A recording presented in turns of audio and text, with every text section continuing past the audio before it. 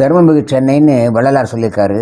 நல்ல ஒரு சிலர் வரையில் அவர் பொருட்டு எல்லோருக்கும் பெய்யும் மழை போல் சென்னையில் எவ்வளவோ ஒரு வசதிகளோடு இருக்கக்கூடியவர்கள் தான தர்மங்கள் செய்கிறவங்க இருக்காங்க. அந்த வகையில் சென்னை அசோக நகரில் போயிட்டு இருக்கும்போது ஒரு வீட்டுக்கு முன்னாடி ஏழை பெண்கள் முதிய பெண்கள் நின்றுட்டு இருந்தாங்க. அவங்களும் ஒரு பையில் 5 கிலோ அரிசி, கோதுமை, அப்புறம் 200 ரூபா பணம் எடுத்து கொடுத்துக்கிட்டாரு. என்ன நடக்குதுன்னு தெரியல. கேட்டப்போ அவர் ரொம்ப காலமாக அந்த மாதிரி உதவிக்கிட்டு இருக்காருனாங்க. நல்ல மனசுல அவரை சந்தித்து என்னன்னு கேட்கலான்ட்டு போனோம்.